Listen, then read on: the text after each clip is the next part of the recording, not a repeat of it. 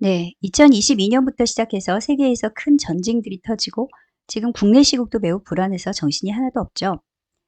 네, 그래서 이번 시간에는 급변하는 국내외 정세에 대한 특강 시간을 한번 가져보려고 하는데요.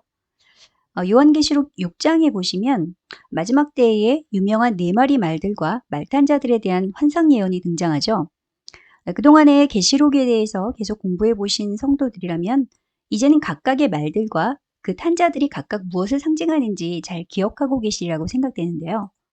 여기서 흰말 탄자는 미혹, 그리고 붉은 말 탄자는 전쟁, 검은 말 탄자는 기근, 그리고 청황 말 탄자는 어, 사망을 상징한다 그랬죠. 여기서 누가복음 21장 11절 말씀을 근거로 해서 이 사망에 대해서 이것은 전염병에 의한 대량 사망으로 해석이 된다. 그렇게 말씀드렸죠.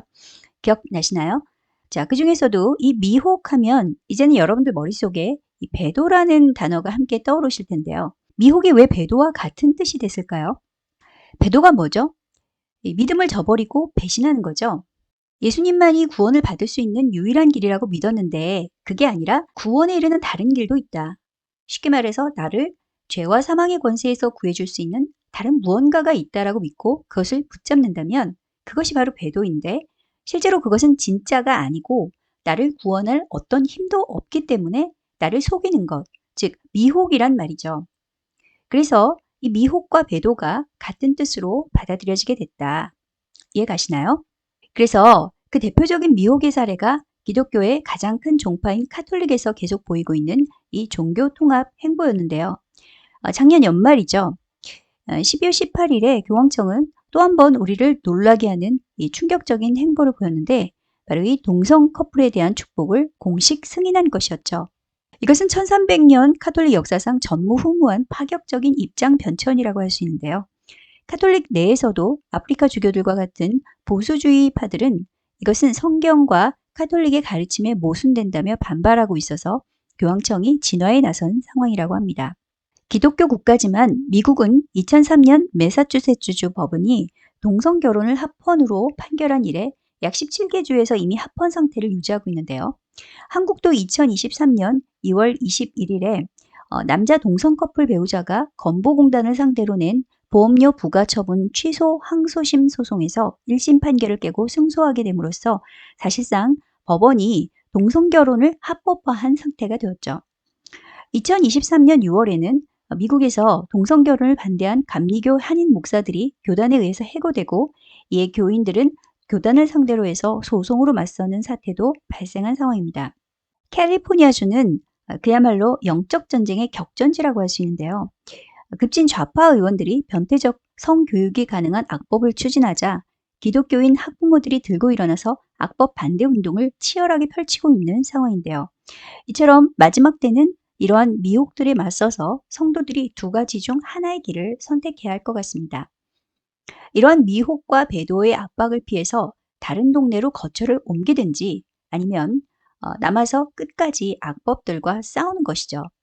여기서 어떤 선택이 옳다고 단정 지을 필요는 없을 것 같습니다. 다만 각자의 믿음의 분량대로 성령의 인도대로 자신과 공동체의 믿음을 가장 잘 지킬 수 있다고 생각되는 그 선택을 하시면 됩니다. 다만 주님의 피로 산 하나의 교회이기에 어느 쪽을 선택하든 계속 서로를 위한 중보의 기도는 멈춰서는 안 되겠죠. 자, 다음에 여기서 이코노미스트지 표지를 잠시 분석해 볼 필요가 있을 것 같은데요. 영국에서 발행되는 유명한 국제 정치 경제 주간지죠. 이 시리즈를 중에서 특별히 이번에 2024년을 전망한 2023년 12월 발행본 표지에 대해서 매우 예사롭지 않은 내용들이 몇 가지 발견되기에 한번 함께 분석해 볼 필요가 있을 것 같습니다. 1992년도판 이코노미스트지 표지에는 유전자 변경이라는 제목으로 DNA를 운반하는 백신을 보여주고 있고요. 이것이 약 30년, 정확히는 28년 후에 흘러서 실제로 현실이 됐죠. 1988년도판 보시면 종이화폐, 특히 이 달러에 종말을 암시하는 표지가 나왔는데 이것도 아마 조만간에 CBDC 디지털 화폐의 출현으로 현금 없는 사회로 현실이 될 것으로 추정이 됩니다. 또 2023년도판에 보시면 트럼프가 레드카펫을 걷는 장면과 함께 여기 보시면 길을 준비하는 것이라는 제목의 표지가 등장했는데요. 만약에 이것도 실제로 대선에서 현실화된다면 이 또한 큰 이슈가 되겠죠. 어쨌든 간에 이것이 예측이건 예언이건 플랜이건 간에 이코노미스트지의 표지들은 수많은 기업과 사람들에게 있어서 미래 정세에 대한 전망에 있어서 매우 중요한 정보의 통로로 전 세계적으로 자리를 잡아온 것은 사실인데요. 그 중에서도 최근 10년 중에 가장 충격적인 것은 2015년도판 표지였던 것 같습니다. 여러분들이 보실 때 이 표지의 맨 좌측에 독일 전래동화에 나오는 피리 부는 사나이가 등장하죠. 그 줄거리 혹시 기억나시나요? 기억이 안 나시는 분들을 위해서 잠깐 설명드리면 독일의 하멜른이라는 한 마을에 쥐떼가 극성을 부리자 시장이 이 쥐를 제거하는 사람들한테 상을 주겠다고 해요. 그래서 이 피리 부는 사나이가 나타나서 상금을 얻기 위해서 이 피리를 불어서 쥐떼들을 조종해서 강물로 유인해서 퇴치하는 데 성공하는데요. 이때 이 시장이 돈이 아까워서 약속을 어기고 이 피리 부는 사나이를 내쫓아 버리자 그는 화가 나서 마을 아이들을 피리로 유인하고 조종해서 사라져 버렸는데 결국은 마을 사람들이 이 아이들을 영원히 찾지 못하게 됐다라는 이 비극적인 스토리죠. 자, 그런데 이 뜬금없이 여기에 피리 부는 사나이를 삽입한 이유는 뭘까요? 거기다가 그 밑에 여기 보시면 이게 조종당하는 것 같은 어린아이가 있어요. 근데 이 어린아이가 보고 있는 책을 보시면 여기에 패닉이라는 아주 큰 글씨, 이것이 이제 전염병에 대한 패닉일지 아니면 뭐 핵전쟁에 대한 패닉일지 우리는 알 수 없지만 어쨌든 패닉, 공포라는 말이죠. 이 패닉이라는 글씨를 보고 있고요. 그리고 그 앞에 보시면은 이 책의 앞에 펜더곰이 나오는데 이 펜더곰이 자세히 보시면 여기 이제 중국 국기 모양의 이 팬티를 입고 있어요. 그리고 이 책의 밑에 작은 글씨를 보시면 여기에 무슨 SIS, 시스, 뭐 크라이시스인지 아니면 뭔지 이 아이시스인지 알 수 없지만 하여간 시스라는 글씨가 있고 그 옆에 그린 라이트라는 것이 글씨가 있어요. 그리고 아까 패닉이란 말 바로 밑에 글씨를 보시면 크게 Federal Reserve 연방준비제도를 말하죠. 그리고 여기 CHI가 크게 보이는데 이것은 대부분이 이제 차이나의 앞글자로 보고 있어요. 이 앞에 중국 국기 입은 펜더곰 때문에 그렇게 볼 수도 있고요. 자, 어쨌든 이런 글씨들이 여기에 써 있는 이유는 뭘까요? 또 맨 우측 상방에 보시게 되면 이 지구본 모양의 야누스 그림이 나오죠. 양면 인물 얼굴이 나오는데 특별히 여기 이제 서양 쪽에는 냉정한 얼굴에 눈동자 위치를 자세히 보시면 이게 이스라엘에 있는 것을 알 수가 있어요. 그리고 이제 동양 쪽의 이 인물은 굉장히 환한 표정이 있는데 속눈썹과 이 눈동자의 방향이 이 중국과 한반도를 향한 것으로 보이는데 이것도 뭔가 특별한 의미를 내포한 것이 아닌가 하는 생각이 듭니다. 무엇보다도 여기 이 시진핑 사진의 이 뒤에 보시면 전에 한번 우리 루디안 목사님도 설명하신 적이 있었는데 마스크를 쓴 중국 경찰 같은 인물이 보이고요. 그리고 맨 좌측, 맨 앞에 중국을 상징하는 펜더곰 뒤에 북한의 이 김정은을 상징하는 것으로 보이는 어린아이가 서 있죠. 자, 그리고 이 맨 우측에 하단부에 세계 정상들을 이렇게 바라보고 있는 한 여자아이가 있는데요. 이 여자아이 그림은 동화 있죠. 그 이상한 나라의 앨리스. 근데 이 앨리스는 이 신세계 질서의 상징이라고 보통 보는데요. 여기에 이제 뒷모습이 보이고 그런데 이제 여기서 중요한 것은 이 앨리스 옆에 꽂혀 있는 두 개의 화살에 쓰여 있는 숫자였어요. 그때도 저희들이 이제 완전히 해석을 하지 못했었는데 11.5 그리고 11.3 이것이 무엇을 의미하는 것인지 당시에는 아무도 알 수 없었죠. 8년이 지나서야 알게 된 사실인데요. 11.3은 거꾸로 3월 11일인데 이것이 바로 2020년 3월 11일에 있었던 WHO의 그 코로나 팬데믹 발효 선언이죠. 그리고 이 11.5는 바로 2023년 5월 11일에 미국 바이든 대통령에 의해서 발효된 코로나 비상사태 종료일. 이게 이제 공식적으로는 최종적으로 전 세계에서 코로나가 종식된 마지막 날짜로 그렇게 기억이 되죠. 물론 우연으로 볼 수도 있죠. 그러나 그냥 우연이라고 완전히 지나치기에는 또 너무 소름 끼칠 정도로 숫자가 정확히 일치하고 있죠. 이뿐만이 아닙니다. 여기서 보시면 이 마스크와 장갑을 낀 중국 경찰 뒤로 이슬람 테러 분자가 서 있는 장면이 보이고 또 여러분 보시기에 우상방으로 보시면 드론이 있죠. 상자를 실어 나르는 드론이 있고 그리고 여기서 이 ICBM인지 정찰 위성인지 알 수 없는 이 미사일, 그리고 옆에 버섯구름, 핵폭발 장면이 보이죠. 그리고 그 아래 보시면은 바로 2차 대전을 승리로 이끈 영국의 처칠 수상의 얼굴이 보이고 있습니다. 또 여러분 보시기에 이 좌측을 보시게 되면 동양 여자가 뭔가 이게 플랜카드를 갖고 있는데 이게 바로 싱가포르라는 글자예요. 근데 이 싱가포르는 당시 이게 2015년이기 때문에 2015년도에 있었던 그 싱가포르의 시게임 개최지라는 것을 알려주는 걸 수도 있고, 또는 이 이후에 3년 뒤죠. 이때로부터 3년 뒤 2018년도 6월에 싱가포르에서 있었던 트럼프와 김정은의 미북 정상회담과도 관련이 있어 보입니다. 그리고 이 플랜카드 끝에 이 나폴레옹 얼굴이 보이는데요. 그 나폴레옹 얼굴 앞으로 클린턴과 그리고 푸틴의 얼굴이 배치되어 있죠. 그리고 메르켈이 같이 있고요. 어쨌든 이게 전체적으로 봤을 때 싱가포르에 있었던 그 뭔가를 통해서 미북 정상회담이든지 아니면 C게임이든지 그 이후에 세계가 전체적으로 코로나 사태와 또는 3차 대전을 통해서 전체주의, 이 나폴레옹은 전체주의를 상징하죠. 그래서 전체주의 시스템으로 전환하게 될 것이라는 메시지를 암시하는 것으로 해석이 될 것 같습니다. 그리고 재밌는 게 여기에 이제 메르켈과 오바마 사이에 조그맣게 이제 그림이 있는데, 이 그림이 이제 확대를 해보면 유령이 있고, 유령이 이제 홀리데이라는 이 책을 보고 있어요. 여기에서 이제 야자수가 나오는데, 이 야자수가 종려나무죠. 자, 그리고 이 지구본 모양의 이 두 인물에 대해서도 여러 가지 이제 해석들이 있을 수 있는데, 실제 트럼프 당선은 2016년도 11월이었는데 2015년도 표지에 보시면 트럼프는 전체적으로 등장하지 않아요. 그런데 여기 오바마와 시진핑 사이에 한 인물이 나와요. 근데 이 인물을 확대를 해보게 되면 이 가상현실 장비를 착용하고 있어서 이 아래 하관부만 나오게 되는데, 누군지 알 수 없지만 어쨌든 백인 남성이라는 것을 알 수가 있죠. 그리고 나이가 든 백인 남성이다. 또 여기 이 메르켈의 손사인이 나오는데, 이 손사인은 이 트럼프가 자주 하는 손사인이기도 하죠. 그리고 이 지구본 모양의 인물 그림을 확대를 해보면 대부분의 사람들이 이 얼굴을 보고 이거 트럼프 아니야? 라고 말씀을 하시는 것을 봤어요. 예, 정말 그 옆모습이 많이 하관이 좀 닮아 있는 건 사실인 것 같고요. 그래서 이것이 트럼프의 얼굴을 직접적으로 표현하지 않았지만 2015년도에 이미 이 트럼프의 당선을 미리 예측한 것으로 볼 수도 있고, 그리고 또 가상현실 기술을 압도하게 되는 미국의 미래를 상징하는 것일 수도 있다. 뭐 이렇게 보여져요.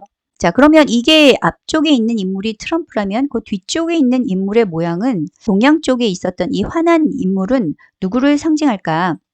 그런데 이제 제가 우연히 찾은 건데요. 여기 트럼프로 상징되는 인물의 눈동자가 이 이스라엘 위치에 있다라는 것을 단서로해서 그 자료를 찾아봤더니 정확하게 이것과 대비되는 그런 사진이 나오더라고요. 결국 이 인물은 이 네타냐후를 의미하는 것일 수도 있겠다. 그런 추정이 가능합니다. 자, 왜냐면 여기 보시면은 이 콧대를 보시면은 코가 이제 매부리코로 이렇게 콧등에 올라가 있는 게 나오는데, 이거는 전형적인 이제 유대인들의 특징으로 서구 사람들이 보고 있기 때문이죠. 뭐 이것도 역시 우연의 일치일 수 있습니다. 자, 그래서 어쨌든 이 상당히 의미심장한 2015년도 판 못지않게 또 2024년도 판 역시 매우 예사롭지 않은데요. 먼저 이 중앙 부위에 보시게 되면은 투표함이 나오죠. 이것은 2024년도 11월 5일에 예정되어 있는 미국 대선을 의미하고, 또 여기서 이제 일렬로 나열된 것을 보시게 되면 위아래에 이렇게 두 개의 원들이 이렇게 보이죠. 자, 그것은 미 대륙을 지나갔던 2017년도 8월의 개기 일식과 그리고 2024년도 4월 8일로 예정되어 있는 이 개기 일식, 미국 대륙을 관통하는 개기 일식을 의미한다라고 보통 해석들을 하고 있어요. 여기에서 이제 오른쪽 가운데 이 사각형의 그래프를 보시게 되면 경제지표의 하락을 예측하는 것으로 해석이 되고요.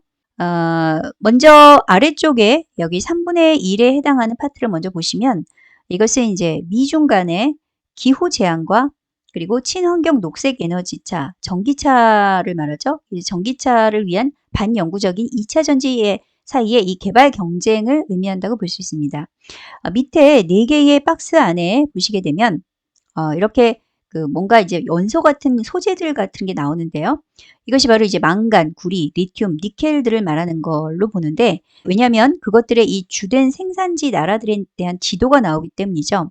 자, 그래서 이 남미, 특히 이제 칠레가 바로 이 2차 전지의 소재가 되는 이 리튬 매장량이 세계 최대 매장량이 있고요. 호주도 마찬가지고요. 그 다음에 여기 특히 이제 동남아, 호주와 이 동남아가 같이 나오는데 인도네시아, 호주, 브라질은 이 니켈 매장량의 세계 최대의 생산지로 이렇게 알려져 있죠. 그래서 여기서 중요한 건 앞으로 이 에너지 전쟁의 주 무대가 석유가 나오는 이 중동보다 2차 전지 소재들이 풍부한 남미나 호주, 동남아로 이동할 것이라는 예측이고 그리고 특별히 중국의 전기차 배터리 크기가 여기 미국의 전기차 배터리보다 크죠. 그래서 아마 이 시장이 중국 쪽이 더 압도할 것으로 예측하는 것으로 우리가 분석할 수 있습니다. 또 여기서 이제 중요한 게 왼쪽에 있는 사각형인데요. 여기 보시면은 눈, 즉 이제 전시안이 나오죠. 이것은 이제 컴퓨터를 의미하고 그리고 이것과 관련된 이 뇌들은 결국 인공지능, AI의 대세화를 의미한다라고 볼 수 있는데요. 자, 이 미혹이라는 것은 종교의 영역에만 있는 것이 아니죠. 아까 앞에서 제가 미혹이 왜 배도의 다른 말이 된다고 했죠? 그것은 실제 우리를 구원할 수 없는데 구원할 수 없다라는 것이 진실이에요. 하지만 마치 현 상황에서는 그것이 구원자인 것처럼 보여서 우리를 속여서 예수님만이 구원주라는 나의 구원의 유일한 존재라는 그 믿음을 포기하게 만들기 때문에 그래서 그것이 미혹이라는 거죠. 과학도 마찬가지입니다. 자, 과학을 우리의 삶에 편리를 가져오는 도구로 생각하는 것과 우리를 구원해줄 주체로 착각하는 것은 완전히 다른 패러다임이죠. 그런데 이런 어처구니 없는 이 패러다임의 변환이 실제 현재 일어나고 있는데요. 이 과학은 분명히 신이 아님에도 불구하고 과학이 주는 이 엄청난 혜택들의 눈이 멀어서 결국 2024년 1월 29일에는 인간 뇌에 처음으로 이 칩을 이식하는 사건으로 발전했죠. 이제 인류 역사는 그야말로 브레이크 없는 기관차처럼 무서운 파멸을 향해 폭주하게 된 것인데요. 뿐만 아니라 지난 3월 13일에 있었던 휴머노이드, 즉 인간형 로봇 개발 스타트업인 피규어 AI가 챗GPT 개발 업체 오픈 AI와 협업해서 챗GPT 뇌를 탑재한 로봇 영상을 공개했는데요. 단순히 이 명령을 수행하는 것을 넘어서서 이제는 로봇이 이 주어진 환경을 스스로 판단하고 상황에 맞는 행동을 보여줘서 전 세계를 엄청난 충격에 빠뜨렸죠.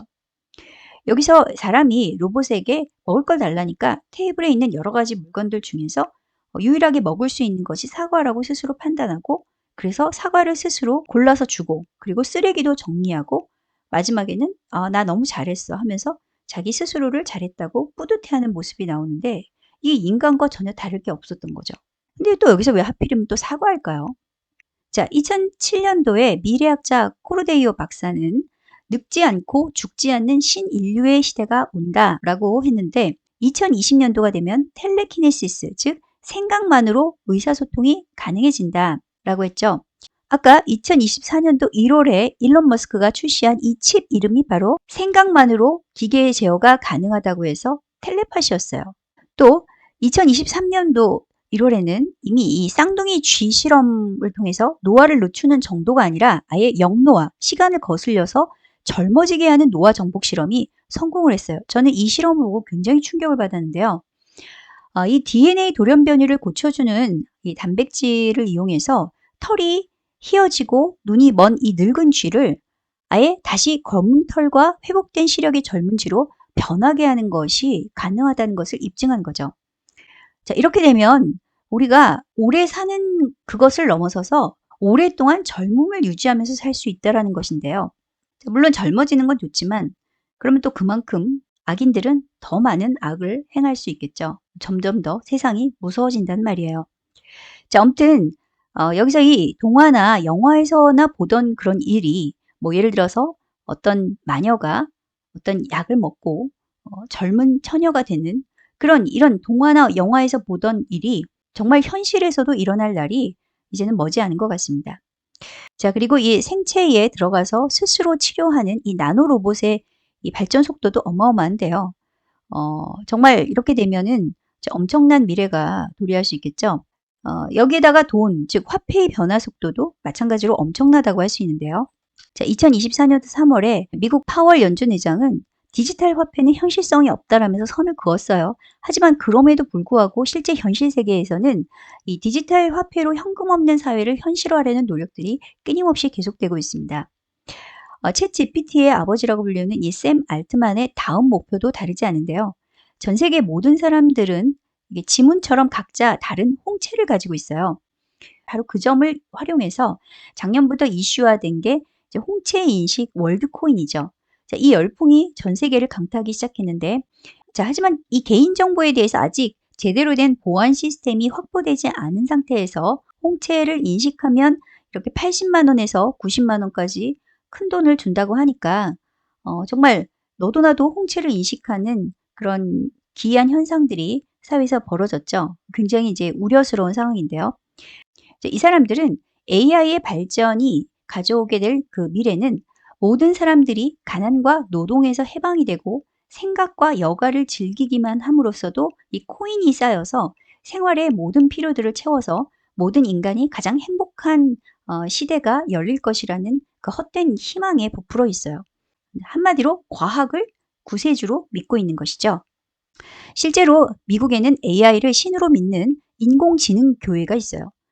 실리콘밸리 자율차 개발 엔지니어 출신인 이 앤서니 레반도프스키에 의해서 설립된 이 미래의 길이라는 신흥 종교가 있는데요. 이 신흥 종교 AI 교회는 2015년도에 시작됐다가 당시 교주인 이 레반도프스키가 징역형을 받으면서 문을 닫았는데 이게 또 트럼프에 의해서 사면이 됐다 그래요.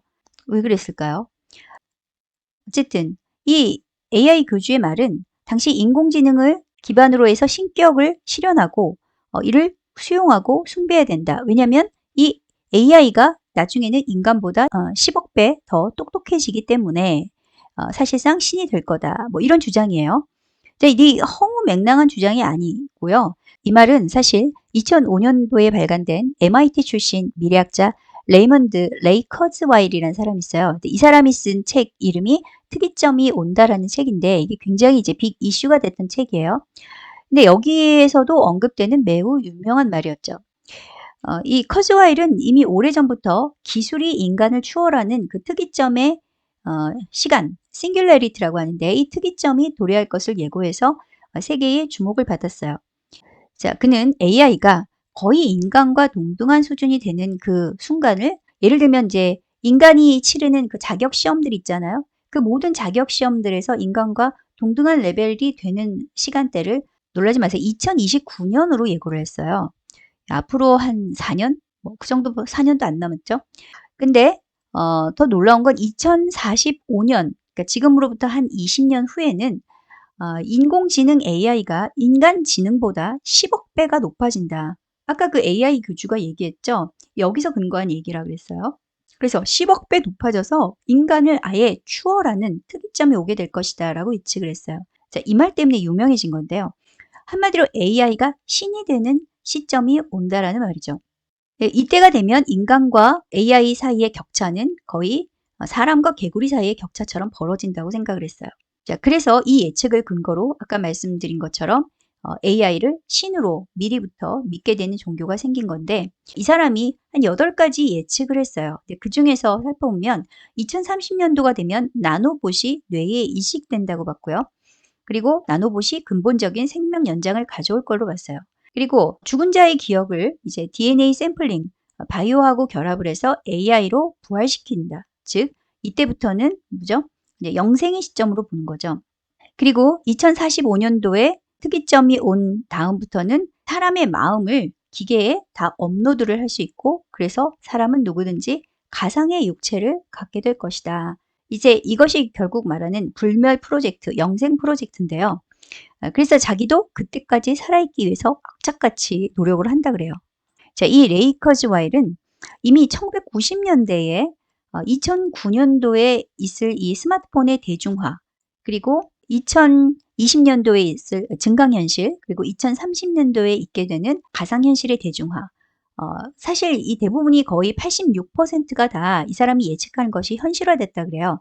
그래서 이제 많은 사람들이 지금 이 사람의 예측을 신뢰하고 있는 상황인데요. 하지만 이 반대론자들도 있죠. 게리 마커스와 이제 어니스트 데이비스라는 사람이 공동 저자로 쓴 책 2029년 기계가 멈추는 날이라는 책이 있어요. 자, 이들은 이 책을 통해서 뭐라고 얘기했냐면 AI 즉 딥러닝의 기반을 갖춘 이 기계는 한계점을 갖고 있는데 그것은 이 기계는 절대 인간이 가진 이 상식과 추론의 영역을 넘어설 수 없다. 이렇게 본 거죠. 그래서 이들은 이 레이커스 와일의 주장과 달리 실제 현실에서는 인공지능이 인간의 지능을 뛰어넘는 특이점은 없을 것이라고 반론을 제기한 거예요. 하지만 여전히 대다수의 사람들은 인공지능과 놀라운 이 과학의 발전이 주는 그 이전에 겪어보지 못한 편리성, 그 무한대의 가능성, 자, 젊음을 유지하면서 영원히 살 수 있다라는 이 무한대의 그 가능성에 매료돼서 마치 과학이 삶의 모든 우리의 문제들을 해결해 줄 수 있는 유일한 구원의 길인 양 믿고 받아들이기 시작하고 있는 형편입니다. 전염병에 대한 백신도 마찬가지죠. 자, 이미 백신으로 코로나를 완전히 막지 못했고 또 사실로 입증이 됐죠. 그런데도 불구하고 빌 게이츠가 또 다른 팬데믹을 예고를 했어요. 하지만 아직도 많은 사람들은 여전히 어떤 새로운 백신이 나오면 새로운 약이 나오면 또 새로운 전염병에서 우리를 구원해 줄 것이다라는 그런 잘못된 믿음에 대한 이 반복된 학습으로 미혹을 미혹인지 모르고 자연스럽게 그것을 받아들이게 된 것 같습니다. 물론 질병에 대한 예방과 치료에 있어서 백신이 도움이 되는 요소가 있는 것은 사실입니다. 백신이 다 잘못된 건 아니죠. 하지만 사람의 몸은 기계와 달라요. 이게 약이든 주사든 칩이든 뭐 어떤 이물질이든 간에 그것이 사람 몸에 들어갔을 때 어떤 사람은 그것이 100% 약이 될 수 있지만 어떤 사람에게는 100% 그것이 독이 될 수 있다는 거예요. 그래서 100% 부작용이 없이 완전히 안전한 것은 없다라는 거죠. 그것은 의사라면 누구든지 인정할 수밖에 없는 상식 중의 상식이에요. 이 모든 사람의 몸은 다 달라요. 그 사실을 의사들도 알고 있어요. 다만 득과 해를 견주어 봐서 해보다는 득이 더 많다고 생각되면 해가 끼칠 수 있는 그런 부작용이 끼칠 수 있는 해를 각오하고라도 그 득을 선택을 하는 것이에요. 이해 가시나요?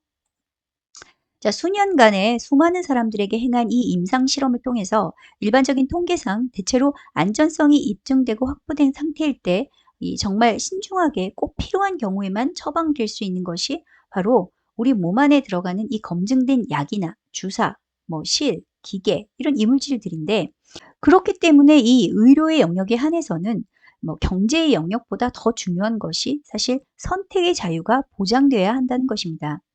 그 사람의 몸은 국가의 소유가 될 수가 없고 기업의 소유가 될 수도 없고 가족의 소유가 될 수도 없기 때문이죠. 그냥 그 사람의 몸은 그 사람 거예요. 하지만 지난 3년간 어땠어요? 어떤 사람의 몸에는 그것이 약이 될 수도 있지만 어떤 사람의 몸에는 그것이 독이 될 수도 있는 그것을 전 세계 대부분의 국가들이 강제화하려고 했죠. 뿐만 아니라 그와 관련된 진실을 알리는 모든 자료들이 다 삭제됐어요. 정말 이거는 아무리 생각해도 상식적으로 이해가 가지 않는 행보였죠. 더구나 실제 피해가 생겼을 때 보상받은 환자나 유족들은 지금까지도 극소수에 불과한 것이 슬픈 현실인데요. 결국 자기 몸에 대한 선택은 각자의 책임이란 교훈만 남겨줬던 지난 3년이었던 것 같습니다. 물론 그렇다고 해서 모든 백신을 거부하거나 모든 의료 서비스를 거부하거나 심지어 뭐 모든 바코드나 QR코드를 다 거부하고 또 모든 AI 사용, 개발을 다 거부하라는 말씀은 절대 아닙니다. 절대 오해하지 마시기 바랍니다. 문제는 강제성과 불가역성. 한번 받아들이게 되면 다시는 그전 상태로 돌이킬 수 없는 어떤 신체적인 불가역적인 행위를 전 세계적으로 거의 동시에 체제와 상관없이 그것이 자유민주주의 체제 하에서도 강제화해서 그것을 따르지 않으면 아무것도 할 수 없을 뿐만 아니라 심지어 법적인 처벌까지 가해지는 현상이 나타난다면 그때는 정말로 정신을 바짝 차리고 경계태세에 들어가서 무조건 그것을 받아들이지 말고 한번 다시 생각해보고 잘 분별해서 선택하라는 말씀을 드리는 것이죠. 이해 가시나요? 이미 지난 3년간 저와 여러분이 경험했던 그 사건들을 통해서 직접 눈으로 확인하셨던 것처럼 말이죠.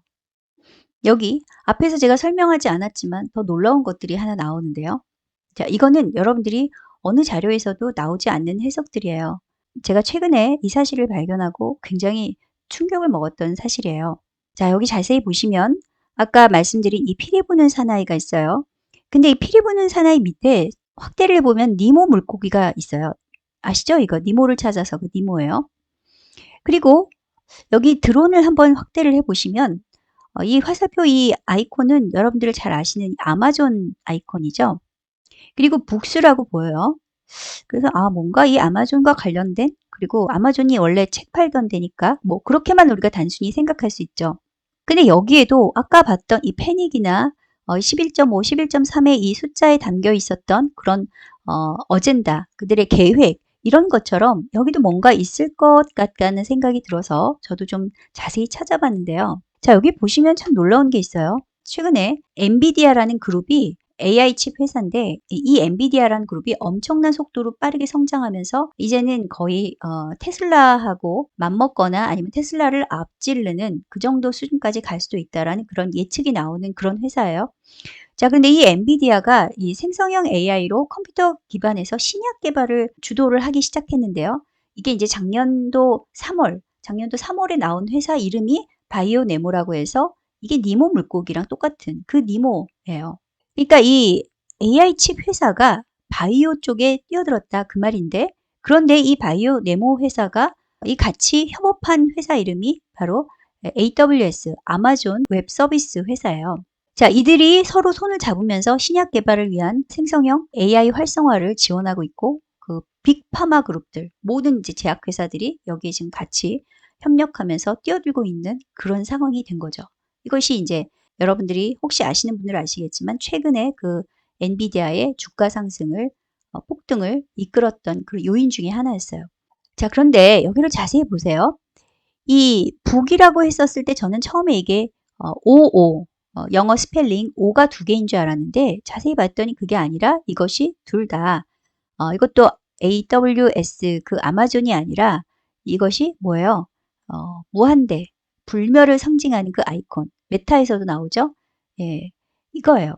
그러니까 여기서 결국 이들이 꿈꾸는 것은 아까 말씀드린 2045년까지 영생 불멸의 몸을, 기계를 인간처럼, 인간을 기계처럼, 그래서 이제 영원히 죽지 않고 젊음을 유지하는 새로운 몸을 만들겠다는 거죠. 자, 그런데 이 20년밖에 남지 않는 시간 동안에 과연 그 일이 일어날 것이냐? 어, 모르겠어요. 그때 20년 후에 정말 그런 일이 일어날지 안 일어날지는 저도 사람이기 때문에 알 수 없지만, 그러나 지금의 최근에 이 과학의 발달 속도, 발전 속도를 보게 되면, 그리고 이 AI의 발전 속도를 조금만 연구해 보신 분들은 아시겠지만, 정말 그런 세상이 올 수도 있겠구나. 그럼 그런 세상이 오게 되면은 신학적으로는 무슨 문제가 생길까요? 당장에 전천년설이 사라지고 모든 교계가 후천년설로 뒤바뀌게 될 것입니다. 왜? 이 세상에서 이미 100살을 넘어 200세, 300세 영원히 살 수 있는 몸을 갖게 된 그런 사람들이 그것 자체가 천년왕국이라고 믿지 않겠어요? 이 세상이 좋은데, 그쵸? 자, 그래서 앞으로 기독교의 특별히 이제 신학계에서도 이러한 흐름이 후천년설을 계속 주도하고 확산시키는 데 큰 영향을 줄 것으로 추정이 됩니다. 그러나 여러분, 이것을 듣고 계신 여러분들은 이미 알고 계시듯이 그것은 어디까지나 제가 말씀드렸죠. 미혹이다. 왜?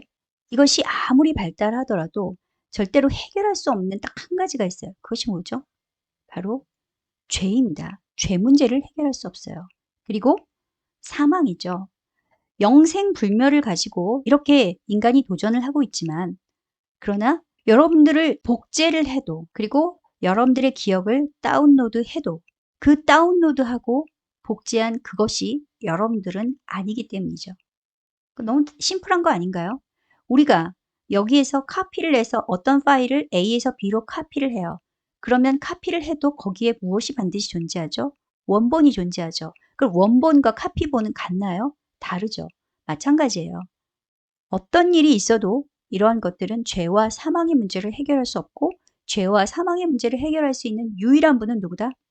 예수 그리스도다. 예수 그리스도 외에 이 모든 것들은 아무리 여러분들을 현혹시켜도 그것은 미혹일 수밖에 없다. 자, 다음에 이 미혹을 의미하는 흰 말에 이어서 다음으로 등장하는 이 붉은 말이 나오죠. 이 붉은 말은 전쟁을 의미한다 그랬어요. 자, 이 부분 역시 이코노미스트지 2024 표지에 연관된 내용들이 등장하는데요. 여기 위에 이제 맨 윗부분을 보시게 되면 모래시계가 나오죠. 이 모래시계를 중심으로 해서 좌우측에 현재 전쟁 중인 우크라이나 대통령 젤렌스키와 러시아 대통령 푸틴의 모습이 배치되어 있어요. 자, 그런데 이 젤렌스키 위쪽에 보시면 여자가 나오는데요. 이 여자 지도자 모습하고 미사일이 같이 있는 걸로 봐서 이쪽 부분은 전쟁을, 그리고 푸틴 쪽을 보면 평화를 상징하는 것처럼 보이죠. 그리고 또 이 푸틴 위에는 트럼프를 상징하는 그 그림자에 물음표가 있어요. 이 여자 지도자는 이 나이 많은 바이든이 대통령이 당선될 경우에 어떤 이유든지 중간에 하차해서 대통령 역할을 맡게 되는 그런 현 부통령의 카말라를 의미한다고 보고요. 이렇게 될 때 결국 세계는 계속 전쟁으로 치닫게 된다라는 시나리오로 보이고요. 근데 이제 트럼프가 될 경우에 그는 조기에 이 모든 전쟁을 종식시키고 평화를 가져올 것처럼 보이지만 여기 이제 물음표가 있는 걸로 봐서 이것이 무슨 의미인지 모르겠어요. 그냥 그가 당선되더라도 임기 중에 무슨 일이 있어서 중도 하차할 가능성이 있는 것을 의미할 수도 있고, 또는 당선이 안 되는 것을 의미할 수도 있고, 또는 평화를 가져오는 줄 알았는데 사실 알고 봤더니 이게 전쟁을 몰고 오는 사람이 아닌가라는 쪽으로 그렇게 해석될 수도 있다. 그렇게 보고 있어요. 자, 그래서 젤렌스키 옆에 보시게 되면은 이게 두 개 다 이게 미사일 같이 뭐가 생긴 것처럼 보이는데 이것이 둘 다 이제 핵미사일인데요. 이 젤렌스키 옆에 있는 것은 가장 최초 버전인 ICBM 타이탄 1을 말하고요. 그리고 푸틴 옆에 있는 이것은 가장 최근 버전인 ICBM 타이탄 4예요. 그래서 이 우크라이나 러시아 전쟁에서 이게 바이든, 뭐 카말라, 어쨌든 이 민주당이 집권하더라도 핵탄두를 쓸 수가 있고, 또는 트럼프의 공화당이 집권하더라도 결국은 핵탄두를 쓸 수가 있는데, 다만 차이점은 민주당 측이 집권하게 되면 구형 핵무기, 그리고 공화당 측이 집권하면 최신형 핵무기가 동원될 것을 암시하는 것으로도 해석이 될 것 같습니다. 즉 누가 되더라도 평화보다는 결국 전쟁을 향해 갈 가능성이 높다는 뜻이겠죠. 실제로 2022년 2월 24일에 러시아의 침공으로 시작된 러시아 우크라이나 전면전은 최근 교황의 이 우크라이나에 대한 공개 항복 권유 메시지에도 불구하고 끝날 기세는커녕 이 우크라이나뿐만 아니라 이 전 유럽, 나토의 결집을 초래하면서 이제는 이 러시아와 이 유럽의 전쟁으로 점점 이것이 확전될 태세를 보이고 있는데요.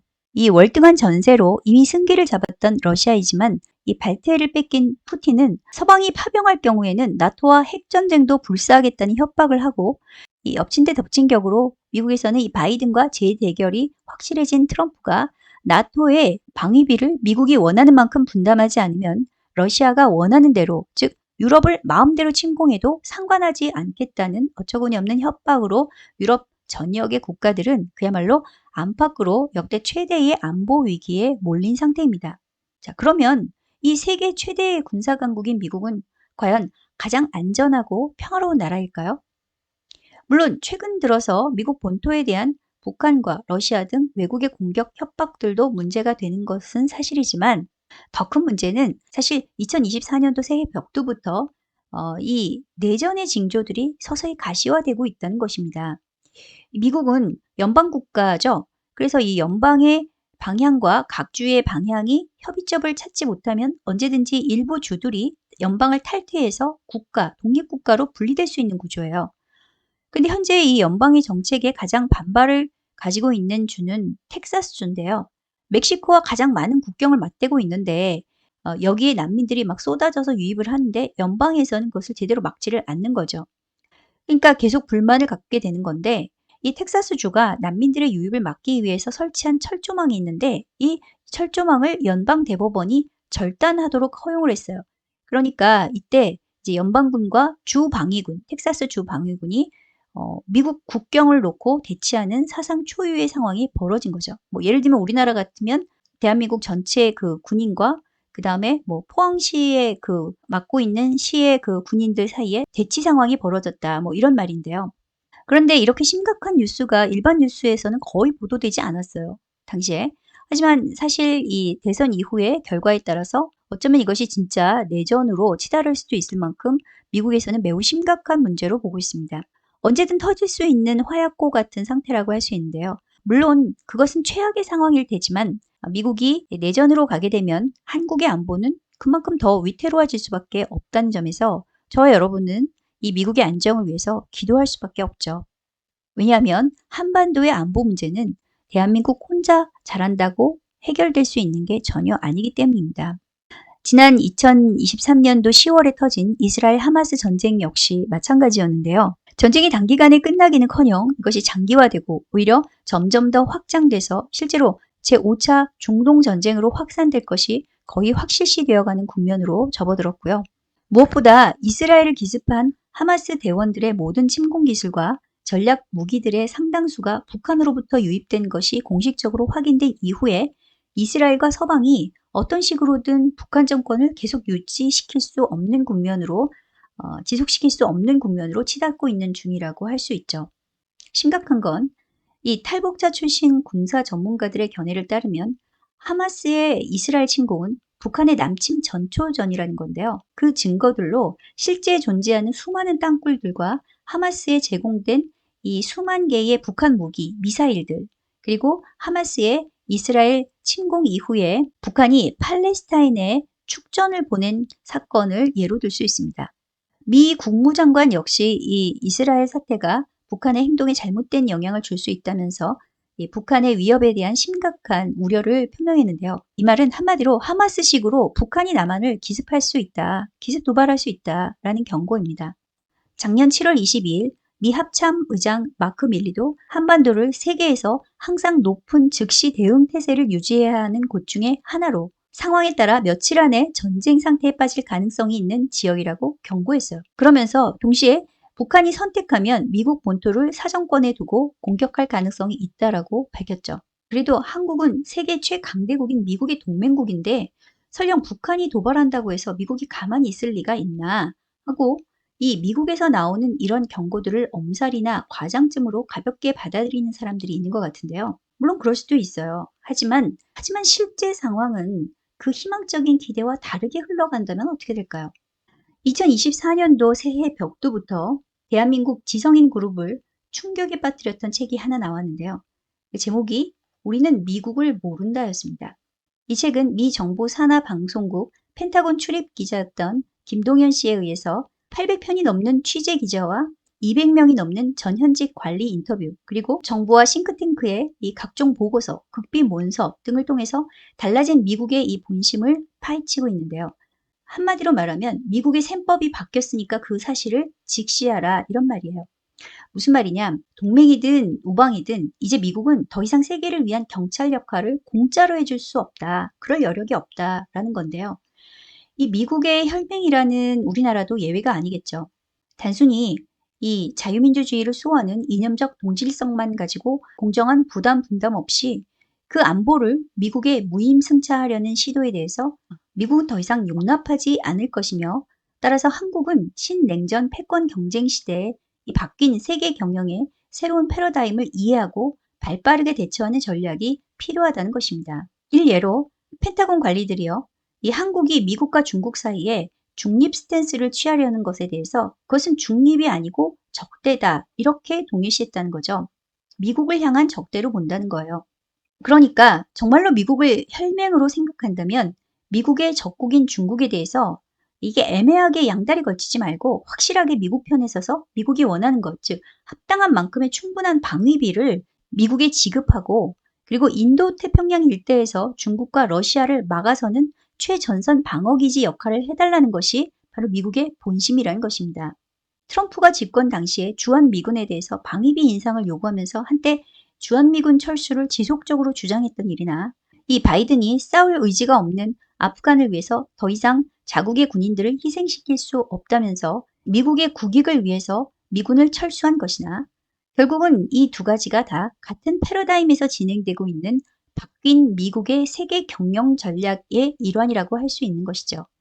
결국 미국은 누가 대통령이 되든 또 어느 당이 집권하든 상관없이 지향하는 공통의 목표는 이제 더 이상 공짜로 세계 안보와 경제를 전담하지 않을 것이며 예전처럼 미국의 보호를 받기 원한다면 그 국가들은 그에 걸맞는 정당한 대가를 지불하고 부담을 서로 분담하게 만들겠다. 그런 뜻이에요.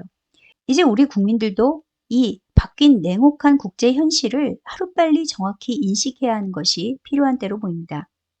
최근에 미중 관계가 점점 더 악화되면서 동아시아와 한반도의 전쟁에 대한 위기설이 한층 더 고조되고 있는데요. 워싱턴 포스트에서 거론한 미 공화당 의원들이 진행한 미중 전쟁 게임 결론을 잠깐 살펴보면 중국이 대만을 침공하게 되면 대만을 점령하긴 하지만 미국과 동맹, 즉 한국, 일본이 막대한 대가를 지불하고 대만을 지켜낼 것이고 이때 중국은 일본, 한국, 필리핀, 괌, 하와이와 미 본토 서부에 있는 미군 기지를 공습하는데 이렇게 되면 결국 미국 대통령이 중국 본토를 타격하겠죠.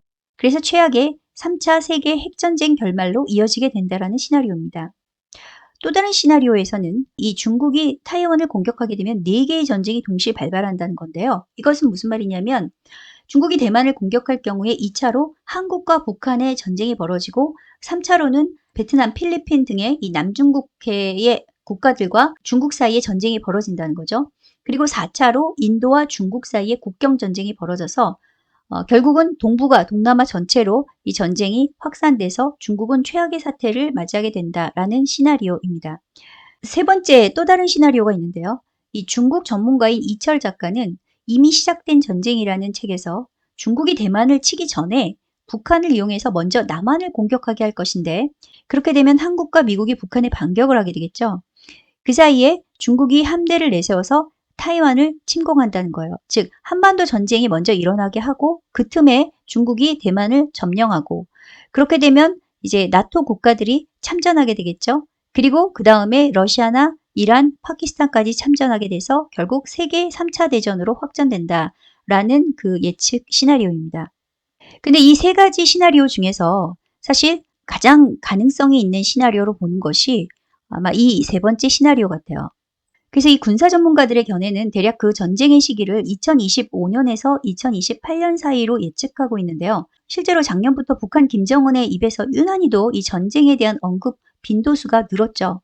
그리고 작년에는 아예 방송에서 김정은이 대한민국 지도를 이렇게 펼쳐놓고 서울을 콕 집으면서 전쟁 준비 군사회의를 하는 장면까지 보도되기도 해서 경악을 금치 못했던 일이 있었습니다. 유럽으로 확전될 조짐이 있는 러시아 우크라이나 전쟁에 이어서 이 5차 중동 전쟁으로 확전될 조짐이 있는 이스라엘 하마스 전쟁으로 바야흐로 이 유럽과 중동 전체가 화약고가 된 이 상태에서 만약에 앞에서 본 시나리오대로 중국과 대만 사이에 전쟁이 벌어지고 그리고 한반도 전쟁이 동시에 발발한다면 그러면 세계는 어떻게 될까요? 미국은 과연 동시에 이 세 가지 전쟁을 감당할 수 있을까요? 이 난로 강도가 세워지는 북한의 위협에 대해서 미국은 핵 항모를 가동하고 그리고 핵 폭격기를 한국에 보내면서 걸으면서 껌 씹기가 가능하다. 한마디로 미국은 얼마든지 동시에 여러 전쟁을 수행할 수 있다라는 그런 자신감을 비쳤는데요. 하지만 이에 대해서 북한은 기가 죽기는커녕 오히려 9.19 선언을 파기하고 정찰 위성을 발사하고 모든 군사 조치를 회복하며 남조선 영토 평정을 선언하며 전쟁 준비에 박차를 가하는 모습을 보이다가 급기야 2024년 1월 7일 연평도 북방에서 사격을 시작으로 사흘 연속 도발을 했는데요. 실제 전쟁이 전면전에 이를 경우 대한민국이 입게 될 경제적 예상 피해 규모는 얼마나 될까요?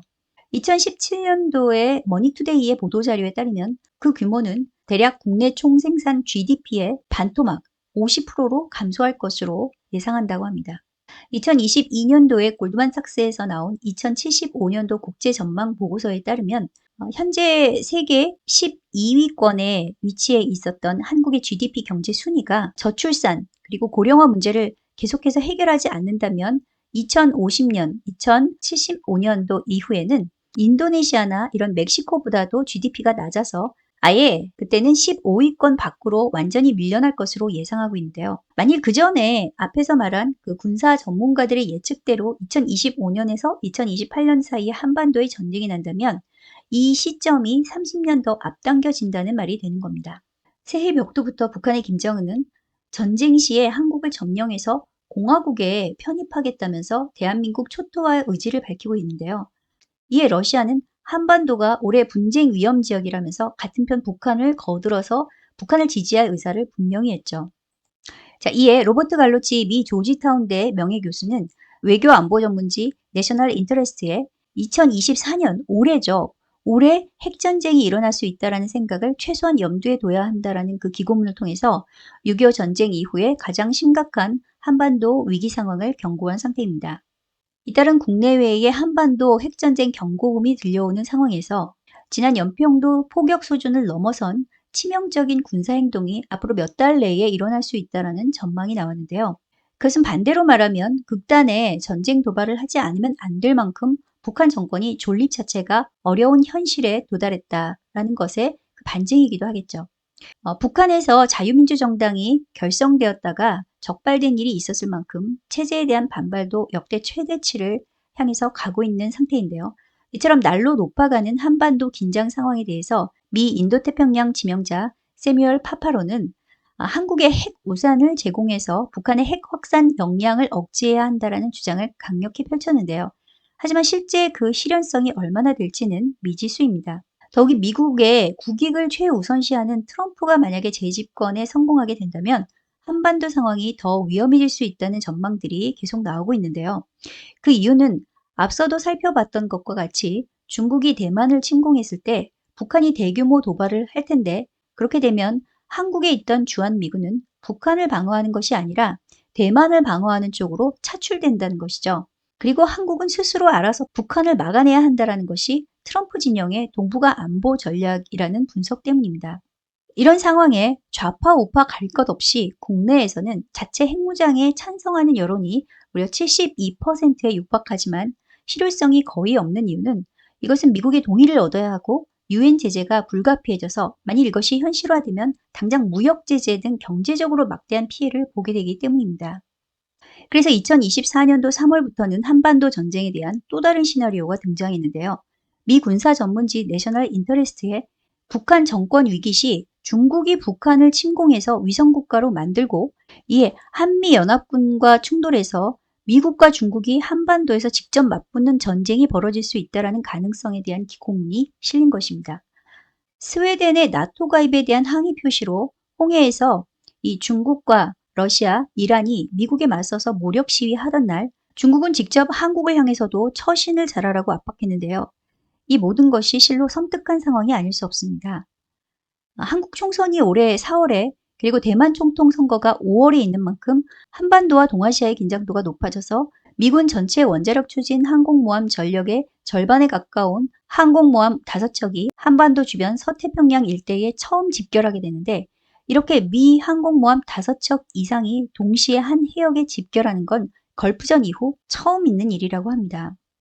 이렇게 위중한 시기임에도 불구하고 70년 이상 평화기가 지속되다 보니 여전히 안보 불감증으로 절대로 전쟁은 일어나지 않는다고 확신하는 사람들이 대다수이긴 하지만 최근 들어서 특히 젊은 층들을 중심으로 해서 만일의 사태를 대비해서 전쟁을 대비하는 일명 프레퍼족들도 늘어나고 있다고 BBC 코리아가 집중 보도하고 있는데요. 앞에서 살펴본 이슈가 된 이 이코노미스트 2015 그리고 2024 표지를 살펴보면 뭔가 미래에 한반도의 통일과 관련된 플랜이 암시되어 있지 않은가 하는 그러한 추측을 불러오게 하는 그런 이미지들이 보여요. 자, 원래 이 위층에 이 개기일식처럼 단순히 이렇게 흑백으로 나열된 층이 아니라 또 왠지 태극기처럼 레드와 블루 컬러의 원으로 나열되고 있는 것을 볼 수가 있죠. 물론 이것이 그냥 단순히 음양 오행을 묘사한 것일 수도 있어요. 그리고 이 특이한 게 이코노미스트 2015에 이 한반도 지도를 보게 되면 이것이 이제 만주까지 이렇게 하나로 통일된 모습으로 보여요. 뭐 이것이 어떤 의미가 있는 건지는 잘 모르겠지만 어쨌든 세계 정부의 구상안, 세계를 이렇게 10구역으로 분할하는 그 지도, 그 구상안이 계속해서 한반도에 대해서도 바뀌어 왔고 고정된 것이 아니고 또 유동적이라는 사실을 확인할 수 있습니다. 어쨌든 여기에서 우리가 추측할 수 있는 것은 이 한반도 통일에 대한 시나리오도 두 가지가 존재한다는 사실이죠. 이 하나는 중국의 연방으로 한반도가 복속이 되느냐, 즉 공산화 통일 모델이고요. 또 다른 하나는 일본과 함께 나토의 연맹에 속하는 자유통일의 모델이 되는 거죠. 1945년 2차 대전 후인 신세대 제도의 이 아웃라인을 보게 되면 본래 한반도의 영토는 그들의 계획대로라면 중국 공산주의에 편입되게 되어 있었음을 알 수가 있는데요. 하지만 실제로는 그렇게 되지 않았죠. 지도상에서도 극명하게 드러나듯이 비록 분단된 남쪽에만 해당된 것이긴 하지만 대한민국은 공산 진영에 편입되지 않은 유일한 자유진영 국가가 되었습니다. 아무리 봐도 정말 놀랍고 또 놀라운 기적이죠. 2024년 대한민국은 건국 이래 최대의 안보 위기, 전쟁 위기, 경제 위기, 의료 위기, 그리고 제2의 탄핵 위기로 실로 총체적인 난국의 소용돌이 속에 격동의 시기를 관통하고 있는 중인데요. 해방 이후 온 세상이 붉은 짐승, 공산 전체주의 체제로 뒤덮인 상태에서도 유일하게 자유와 정의를 수호하며 이 민족과 교회를 지켜냈던 이승만 대통령의 지혜와 전략이 그 어느 때보다도 절실하게 요구되는 때가 아닐 수 없습니다. 이제 정말 대한민국은 제2의 기적이 일어나지 않으면 소망이 없는 미래로 갈 수밖에 없는 절대절명의 위기에 놓여 있는데요. 해방 이후 전 세계의 어떤 열강도 어떤 엘리트들도 감히 아무도 예상하지 못했던 이 이승만의 자유 대한민국 건국이란 그 기적의 원동력은 무엇이었을까요? 그것은 바로 예수 그리스도의 십자가 복음에 대한 신앙, 즉 예수님의 십자가의 길을 따라 자신의 목숨을 버리기까지 맡겨주신 영혼들을 위해서 일하다가 죽는 그 삶이 곧 영원히 사는 것이라는 철저한 기독교 신앙 때문이었습니다. 나라를 살리기 위해서 싸우다가 악명 높은 한성 감옥 형장의 이슬로 사라질 운명에 처한 상황에서 이 청년 이승만은 끝까지 포기하지 않고 대한민국이 예수 그리스도를 믿는 믿음 위에 각자가 자기보다 이웃을 위해 일하고 섬기는 민족과 나라로 세워지기 위한 청사진을 독립정신을 통해서 그려나가는데요. 왜냐하면 그것이야말로 자신을 구원하신 예수님의 은혜를 감사하고 그 은혜를 갚을 수 있는 유일한 길이요. 동시에 자신이 목숨보다 더 사랑하는 이 나라를 더 이상 종의 나라가 아닌 진정한 자유의 나라로 세계 속에 으뜸가게 만들 수 있는 유일한 방법이라고 믿었기 때문이죠. 사형수의 신분에서 대통령에 이르기까지 이루 말할 수 없을 만큼 파란만장한 삶을 살았지만 그럼에도 불구하고 그의 머리와 심장에 언제 어디서나 흔들림 없이 뿌리박혀 그의 삶을 이끈 원동력이 된 것은 오직 진리이신 성경 말씀과 하나님 나라에 대한 뜨거운 열망이었습니다. 힘들어도 끝까지 견디고 버티며 예수님의 뒤를 따라 목숨을 버리기까지 영혼들을 위해서 일하고 또 일합시다. 바벨론에 살지만 빌라델피아 교회의 정체성을 지키며 우리에게 주신 그 이름의 권세, 예수 이름의 권세로 용, 짐승, 바벨론과 싸우며 다윗의 열쇠로 열어주신 마지막 열린 문으로 영혼들을 구해냅시다. 그리고 그 이후에는 천국에 가서 다 같이 만납시다. 예수님의 이름으로 축복합니다.